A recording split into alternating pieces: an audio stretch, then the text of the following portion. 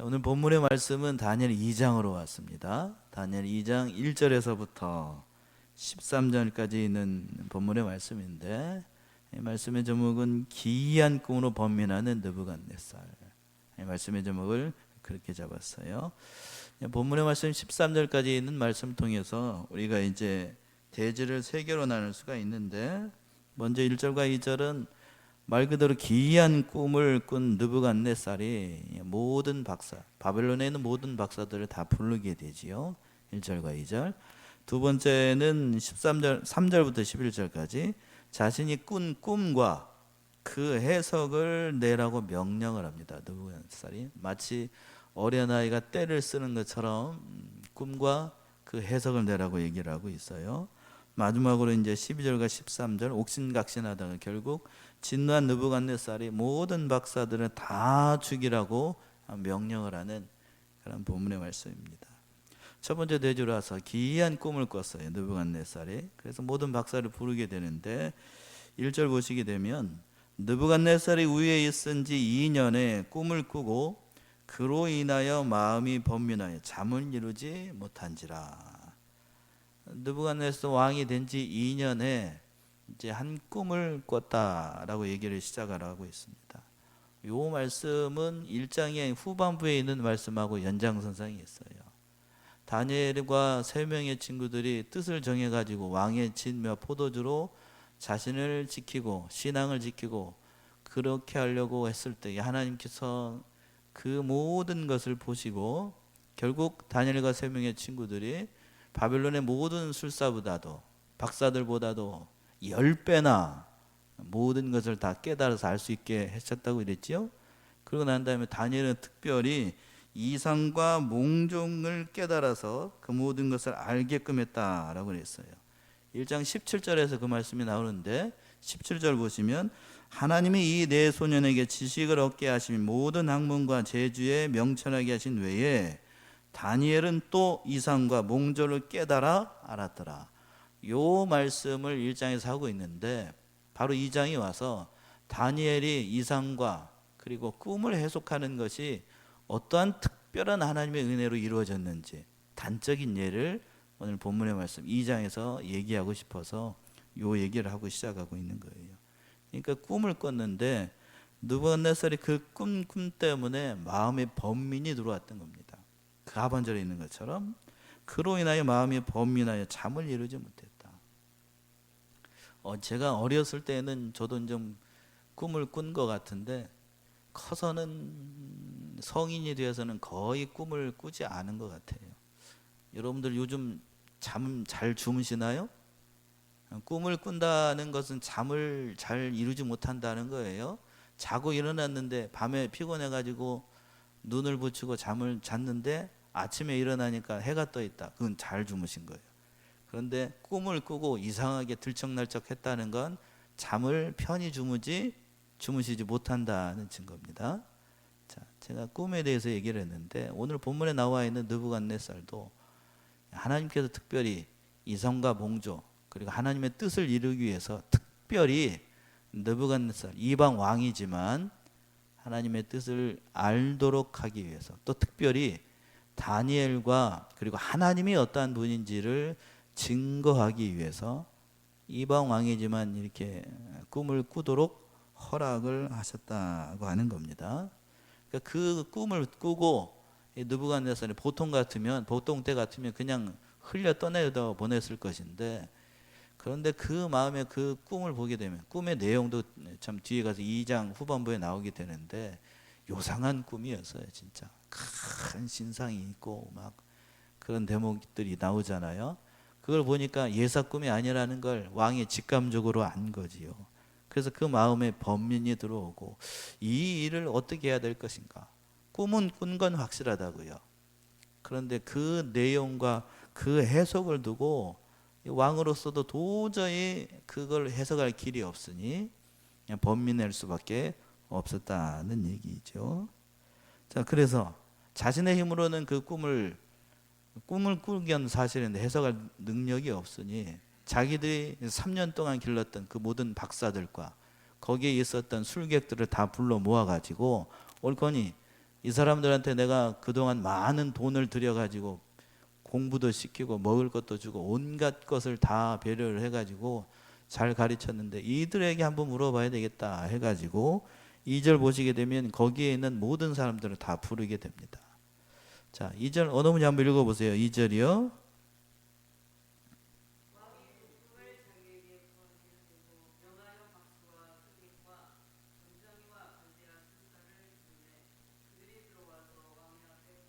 예, 왕이 그 꿈을 자기에게 고하게 하려고 명하여 박수와 술객과 점쟁이와 갈대아 술사를 부르매 그들이 들어와서 왕 앞에 섰다. 여기서 보게 되면 참 재미있는 표현이 나온 뒤에 가서도 잘 나와요. 꿈을 고하게 하는, 해석을 구한 게 아니고 자기가 뭔 꿈을 꿨는지 알아맞혀 보세요. 그리고 그 해석도 내라라고 이제 두 가지를 주문을 한 거예요. 내가 꿈 다른 사람이 알 수 있을까요? 예? 내가 뭔 꿈을 꿨는지 말을 하지 않으면 알 수가 없죠.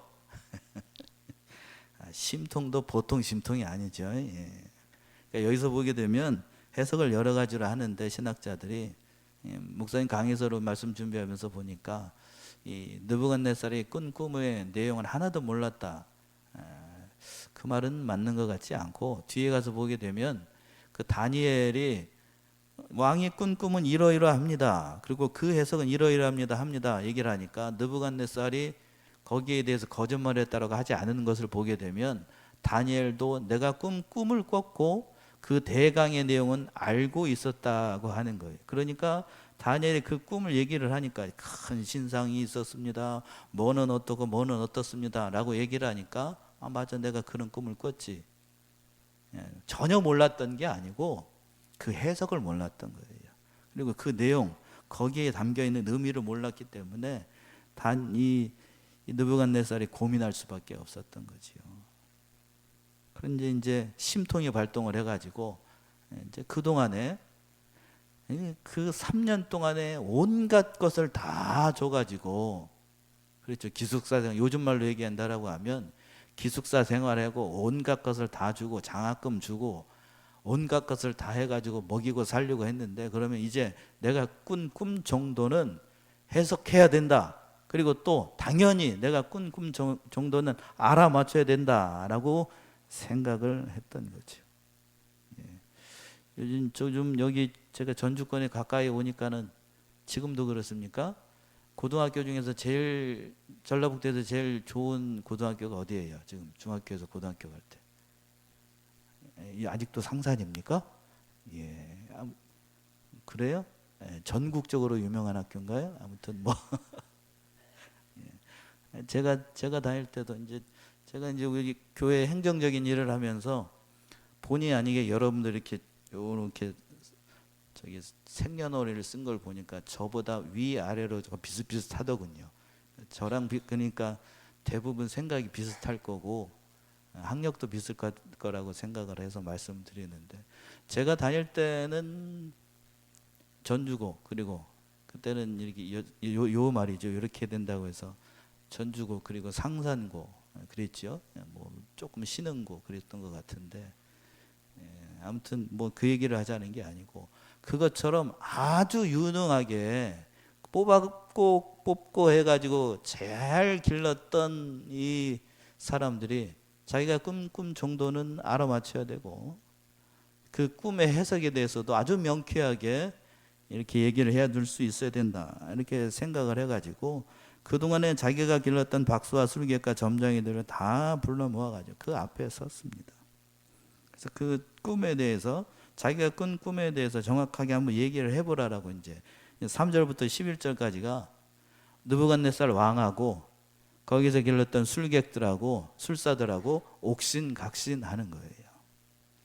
자, 오늘 제가 오늘도 말씀을 좀 준비하면서 그런 생각이 들었어요. 요거는 이 왕과 여러분들이 왕이 됐다라고 생각하고 또 술객들이 됐다라고 생각하면서 그 한마디 한마디를 놓치지 말고, 내가 왕이 됐다, 왕이 말할 때는 왕이 됐다, 또 술객이 됐다는 술객의 입장에서 보게 되면 이게 참 재미있더라고요. 재미있습니다. 한마디 한마디가 참 재미있어요. 자, 3절 어느 분이 한번 읽어보셔요.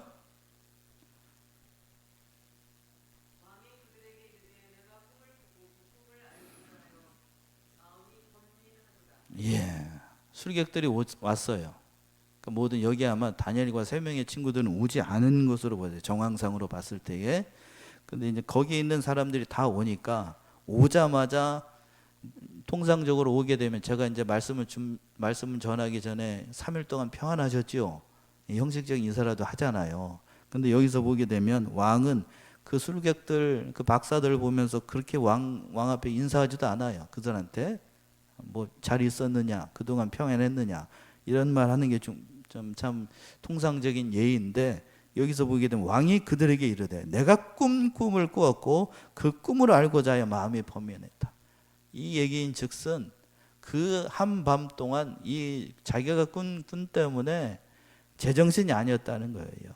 인사할 겨를도 없고 뭐 온갖 것에 신경이 다 자기가 꾼 꿈에 집중되어 있었다고 하는 거예요. 그러니까 그 앞에 있는 사람들한테 자기의 괴로운 심정 그걸 다 얘기를 했던 거죠. 마음이 번민했다는 얘기는 말 그대로 그냥 도대체가 이게 무슨 일인지 알 수가 없었다. 마음이 혼란했다. 왕이지만 그 해석을 두고 알 길이 없으니 이렇게 화소연을 했던 거지요. 또 4절 보시게 되면 4절 한번 읽어보시겠습니까? 4절.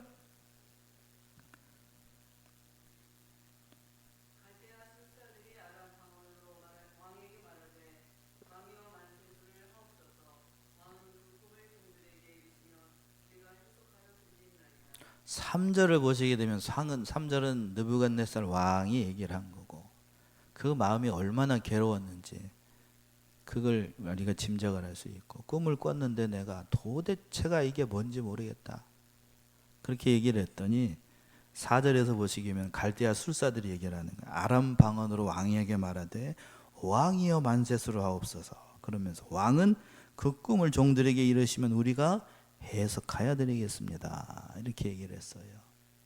그러니까 그 정도 꿈이야. 그 무슨 꿈인지 알 길이 없습니다만 그 꿈에 대해서 우리에게 알려주면 그 꿈 정도는 우리가 다 해석할 수 있습니다 하는 일종의 자신감이 묻어나는 그런 말씀이지요. 그렇죠? 말씀만 보게 되면. 근데 여기서 재밌는 것이 뭐냐면 이제 다니엘의 구조적으로 이제 우리가 좀 이해를 해야 되는데, 갈대아 술사들이 무슨 방언으로 왕한테 말했다고 되어 있어요?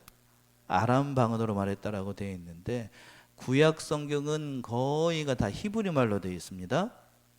히브리 말로. 근데 자 2장 4절 아람 방언으로 왕에게 말하여 가로되, 여기서부터 왕이여 만세수로 하옵소서부터 여기서부터 7장 28절까지 8장 바로 전까지 아람 말로 되어 있어요. 아람 말. 우리는 대한민국 사람이다 보니까 이걸 다 번역을 해 놓으니까 이 아람 말인지 히브리 말인지 종잡을 수 없습니다만, 이 히브리 원어를 보게 되면 이게 그 원어 색깔이 확 달라져요. 언어가 달라진다고. 언어가 쉽게 얘기해서 영어를 쓰다가 갑자기 뭘로? 프랑스 말로 확 바뀌는 거하고 똑같은 거예요. 이해가 되십니까? 그러니까 이 구약을 보게 되면 완전히 언어가 달라져요.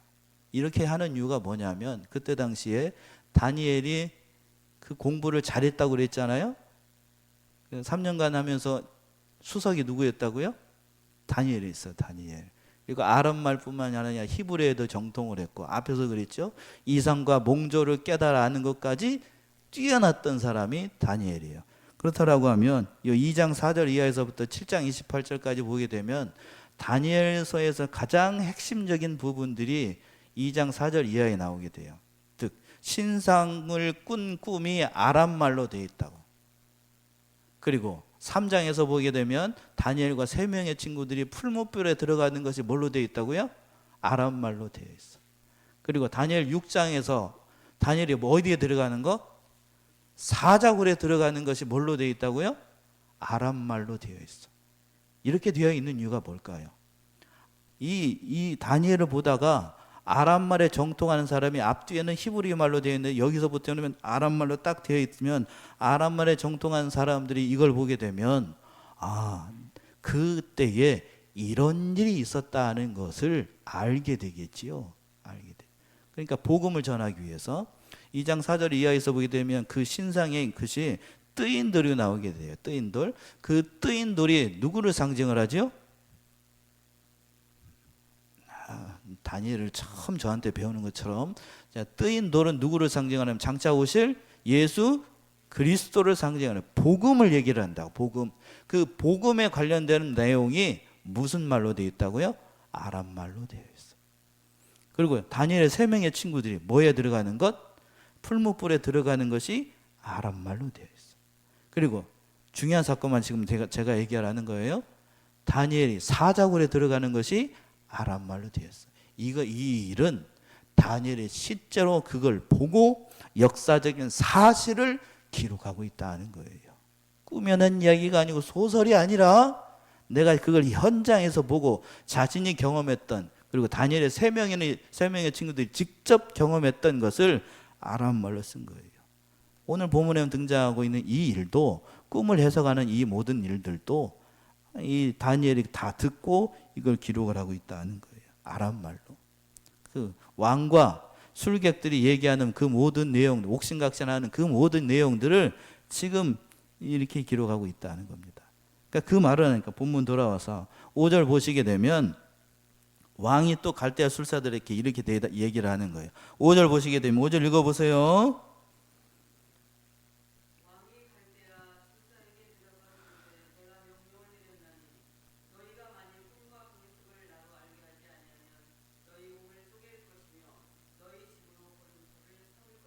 예. 4절에서는 그랬어요. 3절에서는 왕이 내가 꿈을 꿨는데 도대체 무슨 꿈인지 알 수 없다라고 하니까 얼른 알아들었어요. 4절에서 뭐라고 그랬냐면 술객들이 그 꿈 얘기해주면 그 꿈 정도야 우리가 다 해석할 수 있습니다 라고 이제 4절 얘기를 했어요. 그랬더니 5절에서 보게 된 그 갈대아 술사들이 뭐라고 대답을 하냐면, 왕이 뭐라고 얘기를 하냐면 갈대아 술사들의 얘기를 듣고 짜증이 난 거예요. 느부갓네살이 내가 꿈을 꿨는데 내가 꾼 꿈을 알아맞혀 보라고 분명히 얘기를 했는데 왜 이상한 소리를 하느냐라는 뜻이에요. 그래서 하반절에서 그랬죠. 내가 명령을 내렸나니 너희가 만일 꿈과 그 해석을 나로 알게 하지 않으면 너희 몸을 어떻게 해본다고요? 쪼개버리고 또 너희 집으로 걸음터를 삼아버릴 것이다. 억지죠, 억지. 꿈을 얘기를 해주지 않는데 해석을 어떻게 하냐고. 제가 꿈을 꿨어요. 그거 알려주지 않으면 알 수가 없는 거 아니에요. 알 수가 없는 거. 그러니까 왕이 신경질이 났어요. 여기서 보게 되면 느부갓네살이 참 그 폭군이라고 얘기를 하는데 그 성정이 여기서 다 드러나요. 이 사람의 성품과 이 사람의 그 인격이 여기서 다 드러난다고. 어느 정도의 사람인지, 어떤 인격을 가지고 있었는지, 그런 거를 짐작을 할 수 있는 그런 대목입니다. 그래서 6절 보시게 되면 또 읽어보세요. 6절.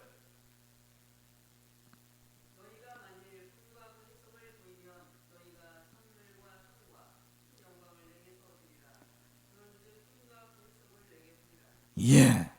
5절과 6절에서는 해석을 하지 못하면 몸을 쪼개버리고 너희 집으로 걸음터. 여기서 걸음터라는 거는 그 옛날에 그 있었던 화장실을 얘기를 합니다. 그 좌변기가 앉아 있고 비대가 설치되어 있는 고급 화장실이 아니고, 그 화장실에 가게 되면 밑에 뭐가 있는 거 아시죠? 제가 뭘 얘기를 하려고 그러는지 밑에 자기가 싼 걸 확인할 수 있는 그런 화장실, 그런 걸음터로 만들어 버리겠다는 거예요. 그러면서 6절에서는 또 얘기를 했습니다. 그러나 만일 그 꿈을 해석을 하면 너희가 큰 상을 얻고 영광을 얻게 될 것이고 큰 선물을 얻게 될 것이니까 내가 꾼 꿈이 뭔지, 그리고 그 해석을 나에게 얘기를 하라 라고 얘기를 했던 거예요. 좀 갈수록 태산입니다. 더 억지를 부리고 있어요. 그 얘기를 듣고 또 7절 보시게 되면 뭐라고 얘기를 하는가 하면 7절이요. 한번 읽어보세요.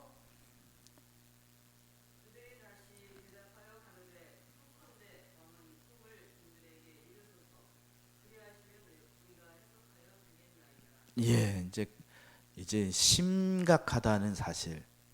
왕의 말이, 느부갓네살 왕의 말이 세상 표현으로 장난이 아니다는 사실을 거기에 있는 술객들이 직감을 했던 겁니다. 그러면서 간곡하게 얘기를 해요. 가로되 청컨대 꿈을 종들에게 이르소서. 그리하면 우리가 뭐 하겠습니다? 해석해 드리겠습니다. 청컨대 이제 점점 자기들에게 그 왕의 그 말이 부담으로 작용하면서 또 알려줘야 뭐를 어떻게 해보든지 뭐 어떻게 하든지 하죠. 이렇게 경솔하게 얘기를 합니다. 그랬더니 왕이 또 이렇게 얘기를 해요. 왕이 8절 보시게 되면 8절 읽어보세요.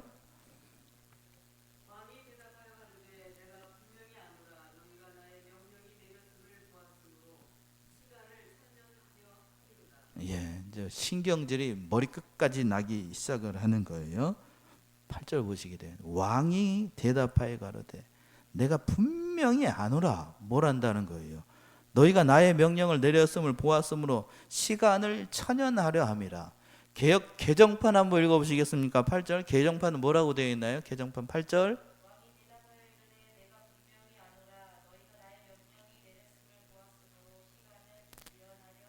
예, 지연하려 함이라. 어떻게 하든지 그 시간을 지연해 가지고 어떻게 하든지 이 자리를 모면해 보려고 술수를 쓰는 것이다라고 생각을 했던 거예요.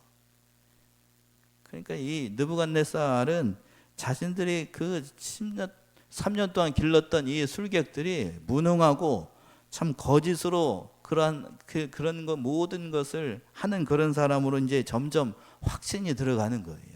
3년 동안 자기가 그 모든 것을 뒷바라지 해가지고 다 맞춰놨더니 자기가 꾼 꿈 정도도 알아맞지 못하고 또 자기가 꾼 꿈에 대해서 해석도 하지 못하는 이 무능한 이 족속들 점점 화가 나기 시작을 하는 거죠. 그러면서 또 9절 보시게 되면 9절 한번 읽어보세요. 9절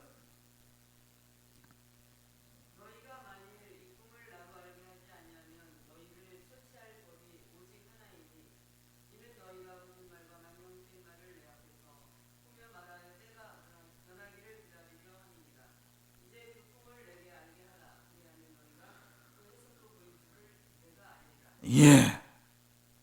이제 화가 머리끝까지 났어요. 머리끝까지. 9절에서 보시면 뭐라고 그랬냐면 왕이 이제 느부갓네살이 이제 화가 나가지고 만일 이 꿈을 나로 알게 하지 아니하면 너희를 처치할 법이 하나밖에 없다. 뭐라 그러냐면 또 너희가 거짓말과 망령된 말을 내 앞에서 꾸며 말하며 때가 변하기를 기다린다. 이제 그 꿈을 내게 알게 하라. 그리하면 너희가 그 색도 보일 줄을 내가 안다. 내가 꿈 알아맞혀 보라고. 그러면 알아맞추면 내가 어떤 꿈을 꿨는지 니들이 말해준다라고 하면 그 해석도 당연히 할 수 있을 것이라고 생각을 한다. 이게 막무가내로 얘기를 하는 거예요. 막무가내로. 도대체가 말이 통하지 않을 정도로 이렇게 얘기를 하는 겁니다.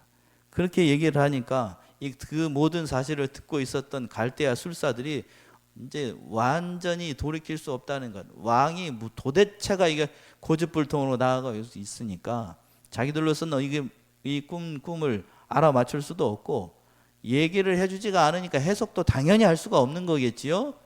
그러니까 자기들이 무능하다는 사실을 이렇게 얘기를 하는 거예요. 10절 보시게 되면 10절 한번 제가 읽어볼까요? 10절 갈대아 술사들이 왕 앞에 대답하여 가로되 세상에는 왕의 그 일을 보일 자가 하나도 없으므로 크고 권력 있는 왕이 이런 것으로 박사에게나 술객에게나 갈대아 술사에게 물은 자가 절대로 있지 아니하였나이다.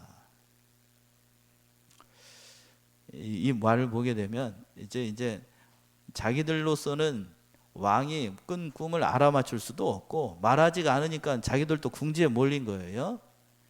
그러니까 이렇게 얘기를 하는 거예요. 갈대아 술사들 왕 앞에서 이제 갈 때까지 간 거예요. 갈 때까지 간 거. 저만 재밌나 보네요. 예? 옥신각신하면서 막 이걸 극본으로 쓴다라고 하면 극본으로 영화를 만들 때 극본으로 쓴다라고 하면 너무 재밌을 거예요. 이 피 튀기는 이 둘 사이에 옥신각신하는 이 말의 이 오묘함 이걸 느낄 수 있는 게 참 이 사람들 한 사람은 왕으로서 자기의 채통도 지키지 않고 끝까지 그냥 알아맞혀봐. 알아맞추면 영광을 얻을 것이고 못 맞추면 너희들 다 죽어. 그러니까 한쪽에서는 좀 알려줘야 어떻게 우리가 좀 뭐 좀 하지요. 좀 알려줘봐요.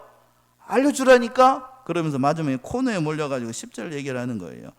도대체 세상 어떤 왕이 우리에게 아무것도 알려주지 않고 알아맞추라고 하는 왕이 어디 있냐고.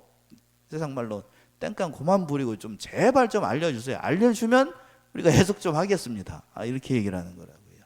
이해가 되시지요? 둘 사이에 애기도 이런 애기가 없어. 한쪽은 4살이고 한쪽은 3살이고 애들 싸우는 거예요. 애들 싸우는 거. 그러면서 얘기를 하죠. 자기들이 무능하다는 사실을 11절 보시게 되면 11절 읽어보시겠습니까? 11절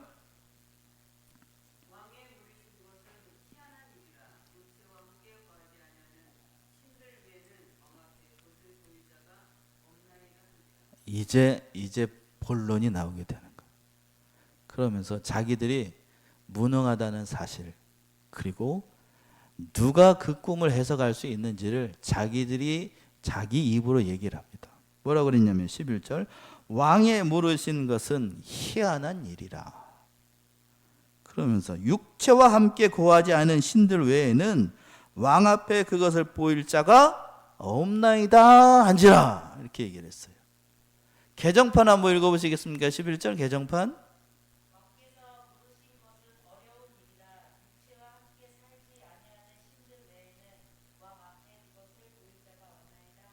예, 제가 왜 개정판을 자꾸 읽어보라는지 이해가 되시죠? 개역 성경은 희한한 일, 또 개정판은 뭐라고 그랬다고요?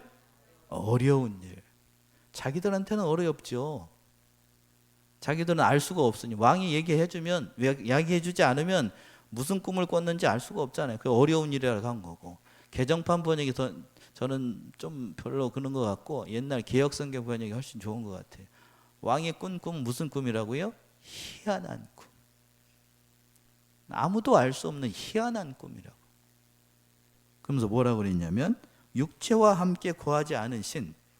육체와 함께 거하지 않는 신이 누구예요? 누구를 가리키는 거예요 지금? 육체와 함께 거하지 않는 신. 누구를 얘기를 하는 거겠어요? 바로 하나님을 얘기를 하는 거예요.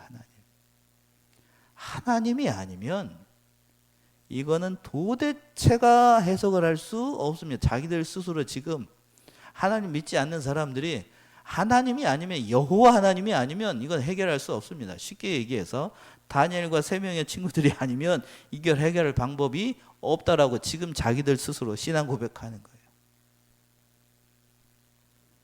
그러니까 이 사실을 통해서 다니엘은, 지금 이 다니엘에서는 아마 다니엘이 기록했다라고 저도 보는데, 다니엘이 그 모든 상황을 지켜보면서 하나님이 누구이신가를 보여주고, 그리고 다니엘이 어떠한 지혜와 능력을 가진 사람인지를 증거하기 위해서 이 꿈을 꾸게 했던 거예요.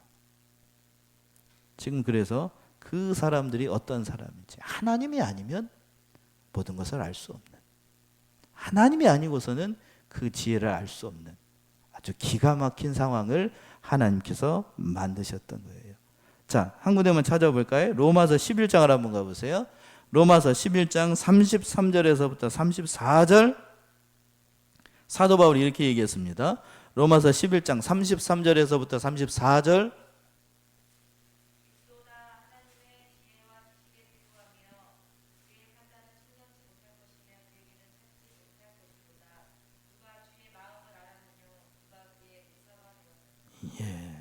사도 바울이 얘기했습니다.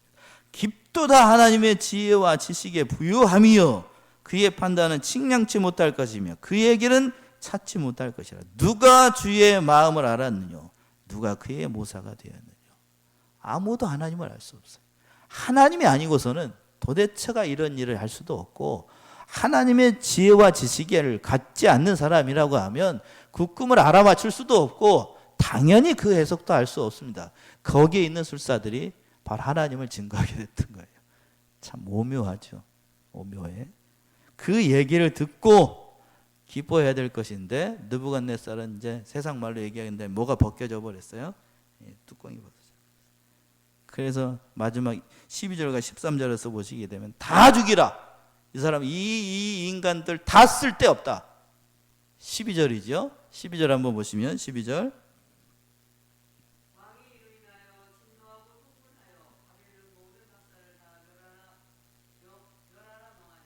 13절까지요.